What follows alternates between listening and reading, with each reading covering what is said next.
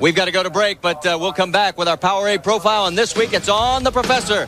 WJ, stay with us. Now, in today's PowerAde profile, we had a chance to sit down with the Professor, Warren Johnson, and his wife, Arlene, to get their thoughts on racing against son Kurt and how they've managed to stay a close-knit family in such a hectic sport.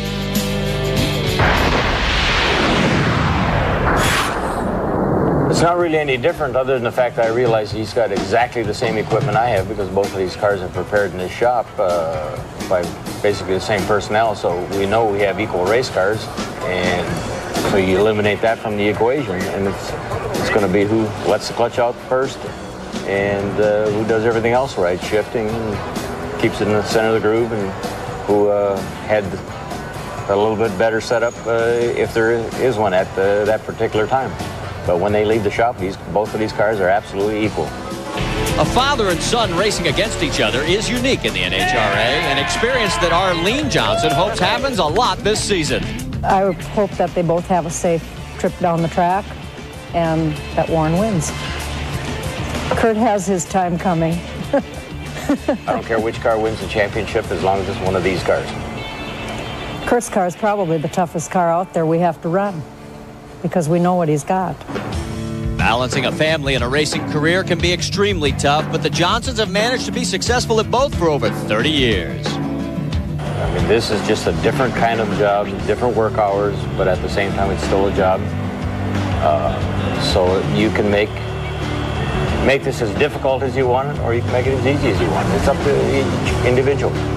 Most everyone on the team knows what they have to have done prior to each race and right after the race when they get back, or if they're on the road, there's maintenance to be done, and everybody just takes and pitches in their share of duties. It's 8 days a week, 24 hours a day. Never ends. A lot of hard work. If you're going to choose racing as your vocation, you're going to have to make the commitment that there's going to be a lot of work involved if there's going to be any success. And that's really what it boils down to. Well, as a six-time champ, he's made the commitment. Here is his record at Englishtown. His first win came here back in 1982, and he's got an 80% batting average of winning when he makes it to the final round. But the last time he made it there was 10 years ago, where he beat son Kurt. Let's check in with Dave Reef. You know, but it seems like when you come to a racetrack as many times as this man has had all the highs that he's had, there's always got to be a low stuck in there somewhere. And for you, that low was 1976 when we worked our way out onto Pension Road in a race car. Absolutely. We had a parachute failure and a brake failure all at the same time. Ended up maneuvering our way through some fences out onto Pension Road. And my understanding is New Jersey's finest even wanted to cite me for driving on a public road with a race car. I can't say I'm shocked by that one. But we were talking, how many different race cars since that first win here in 82? It's staggering. I just made a rough count, and it's somewhere around 30 different race cars. Unbelievable. And that first car was a Starfire. A little bit different than the Grand Am he's got today. And the Professor, Kurt, Greg Anderson, Jag, they're all coming up next. Pro Stock, first round when we come back to Englishtown.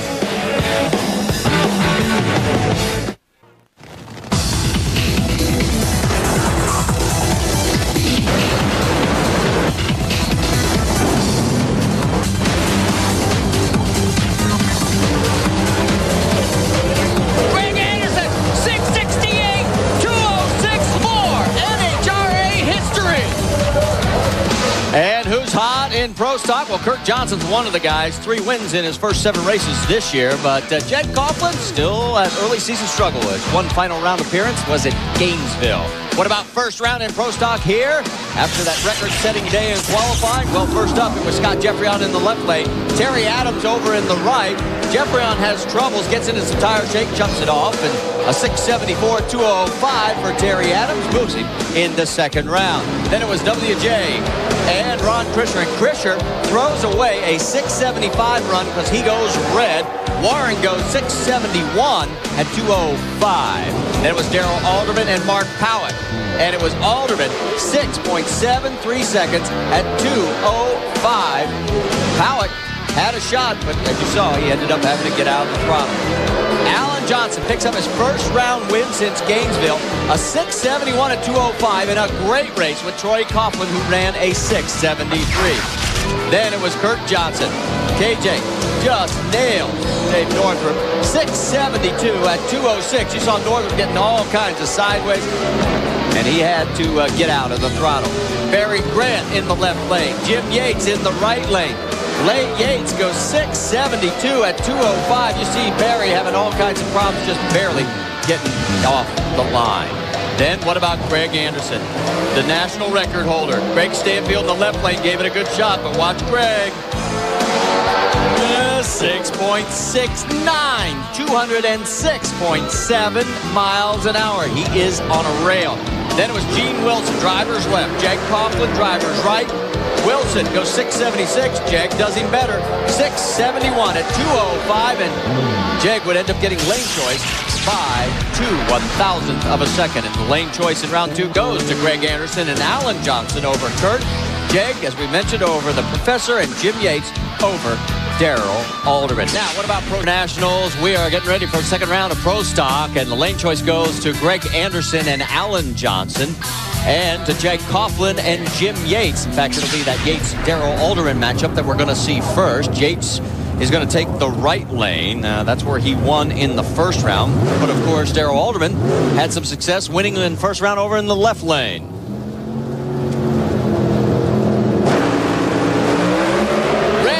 Yates cuts it too close. And you saw Darrell Alderman getting all kinds of sideways, so he bailed out of it. So he coasts on through, and Yates throws away a 6:75 at 2:05, and he's going to be kicking himself.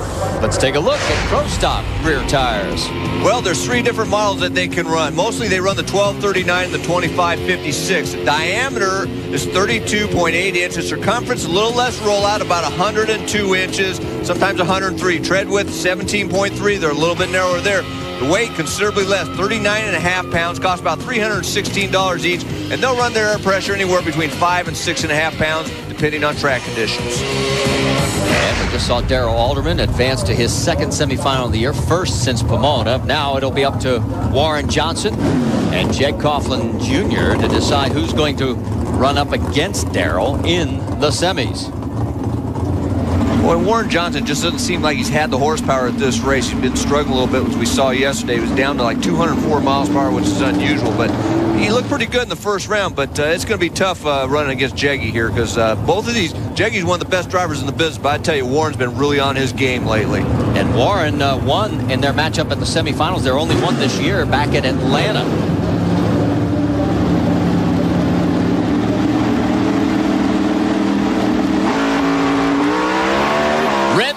Professor.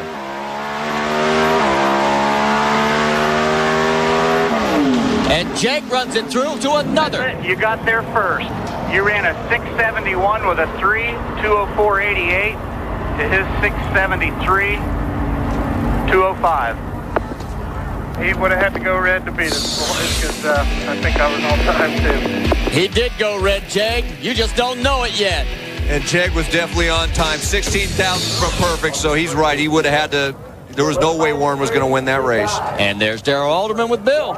Won this race back in 1997 and going to the next round. Yeah, you know, we'll take a win like that. We hate that Jim red lighted, but we've been fighting the track all weekend long, so hopefully we can make another win here. It was a weird-looking win, but a win nonetheless. Down in the pits of Tony Pendergon. Tony fueling the car. He's responsible for getting that 90% nitromethane and methanol mix correct. You can see that the supercharger has come off the car, the intake manifold, the cylinder heads, and on the bottom end, a crewman cleans the crank, ready to receive the new rods, which will go in just a moment. Cylinder heads, they're being swapped over too. Crews have now taken injectors from the old heads that went on that last round, putting them into the new heads. And inside the trailer, well, that's where Dickie Venables and John Medlin continue the work on the tune-up for round number 3. Thank you, guys. Out on the starting line, meanwhile, Alan Johnson and Kurt Johnson are going to decide who's going to the semifinals. First time these guys have hooked up here in 2003, and they're dead even in 8 races in their career.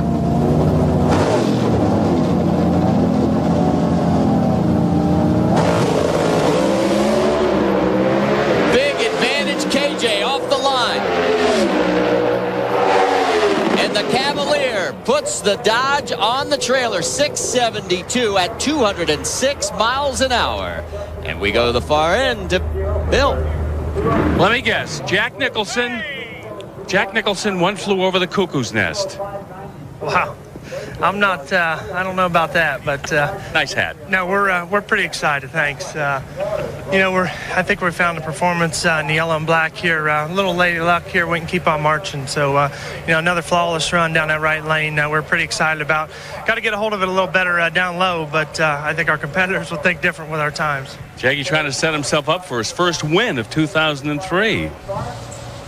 Back in the top fuel pits of Brandon Bernstein, you can see the crashed car back in the pits. The team starts to try to salvage everything they can off of that car, take it over to the brand new Murph McKinney chassis that no doubt will make its debut in Topeka. No medical updates yet from Brandon Bernstein, but I did have a chance to talk with Tim Richards a little bit about the course of action over the next week heading to Topeka. In a perfect world, they may get a chance to test this car in Indianapolis. Probably not going to happen.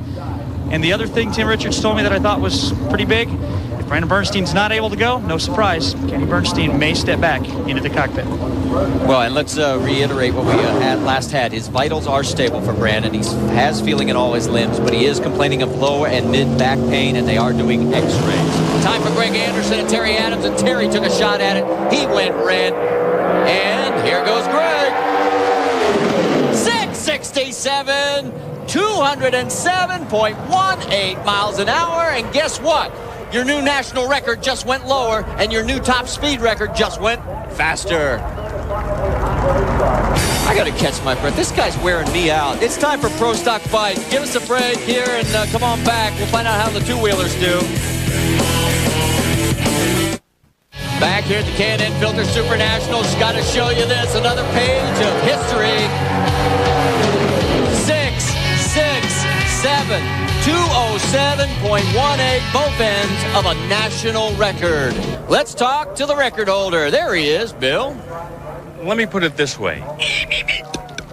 667 and an even faster 207 than you had yesterday. I can't believe it.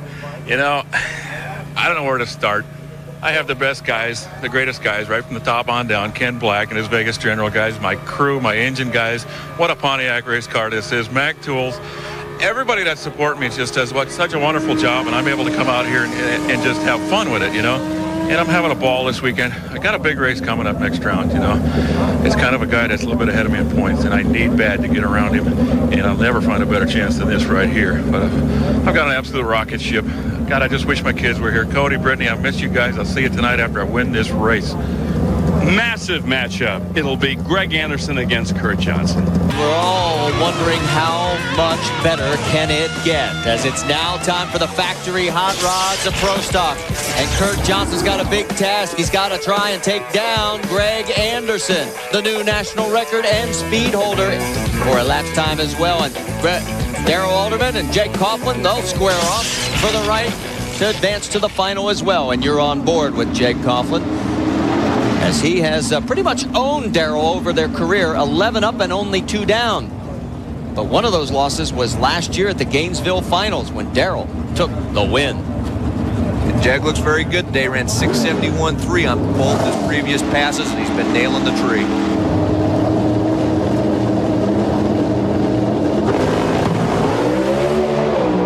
Boy, he was late this time, and the car is all over the track. And Darrell runs 675 at 205 and is going to his first final of the season and the 49th of his career.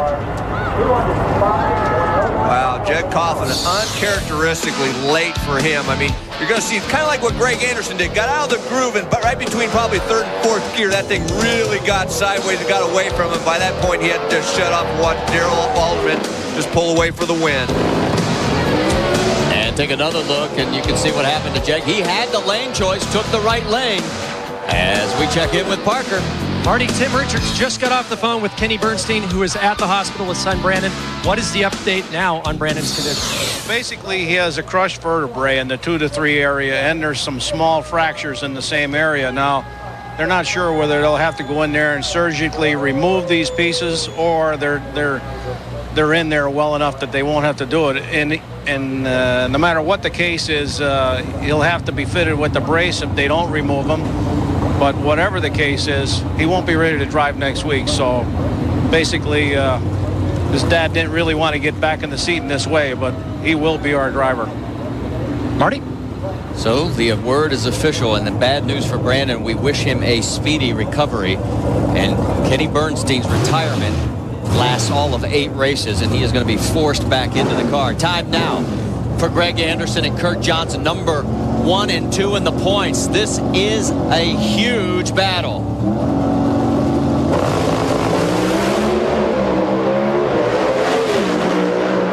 Kurt sashaying all over the place.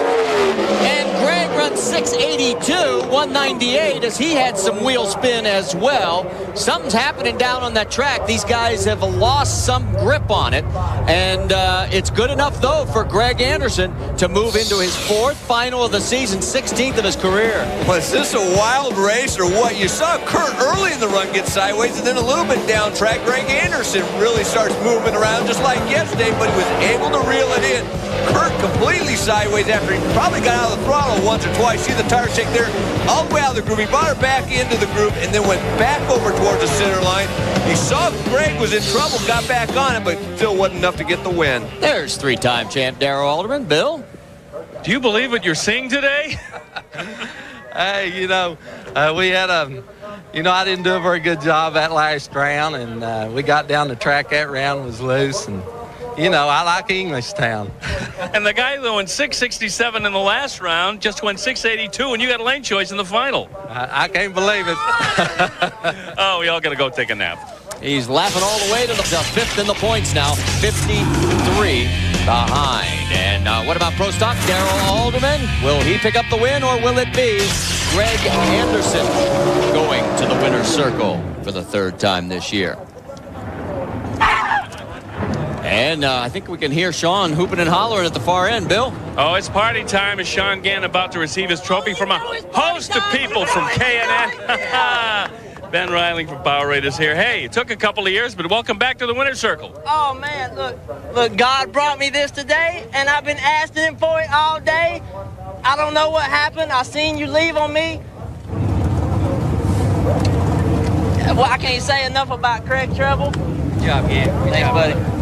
Mac Tools, Airtech, Worldwide Baron, Charlie Soap, man, all of my peoples that helped me. Yeah, he's happy. He is. He should be. He's now 2nd in the points, 24 behind Gino Scali. Now, what about Pro Stock? Greg Anderson, as we mentioned, trying to go for his 3rd win of the season. Darrell Alderman trying to go for his 1st. And it's the first time since Gainesville 2001 that Dodgers had a funny car and a Pro Stock car in the same event final. Here we go. Advantage Anderson off the line. And Greg goes 672, 205. Wife Kim likes it. He scores the maximum number of points, 138, and leads by 10, Parker. Crew Chief Rob Downing, you obliterate speed records, ET records, 3rd win of the season. Congratulations. Thanks so much. I can't say enough for this Vegas General Construction team. Done a great job this weekend, and just got to thank all the guys back at the shop. Got to thank Pontiac, Mac Tool, and Vegas General Construction. Thank you. He's going to get excited later, Marty. Take a look at the run as Greg was in the left lane. Yeah, because he didn't have lane choice after spinning the tires so bad in the previous round. Not the case. He had a nice setup, 163 miles an hour at the 8th mile. That's very, very fast. He didn't get the 207 at the finish line, but he was plenty fast enough to get the win. Well, I think Greg's very happy that he was tossed over in that left lane. Remember, his worst run of the day was over in the right lane in the semifinals. And there you see the points as we go to Bill. New ET record, new top speed record. You missed the King Demon money, but I have a feeling this more than makes up for it. I'm going to be all right with that, Bill. I'll get over that. That's just money. Yeah, I like money, but you know what? The points are very important, and it's going to be a tough battle all year, but gosh, it's fun winning, and it's fun setting records. This has just been awesome. Mentally, that does a lot for the team as well, doesn't it, Greg? Oh, yeah, my team is just, I can't possibly say enough about what my team does. They just work so hard and so smart. I'm just so impressed. I'm speechless at what they do, but the product shows, doesn't it? Pretty awesome. Previous 3 races, a loser on hole shots. I think he's back in the groove. Dave Reed? to the runner-ups, and I think he got them all. For Darrell Alderman, not a bad day for Dodge either. He probably did the smart thing and shoved him over in the left lane. Yeah, that's Ricky Smith's choice there, and he put him over in the left lane, and we made a pretty good pass running the 74, but he was just a quicker car today, and we had a good day, so we got to be pleased with it. Thank you, Dave.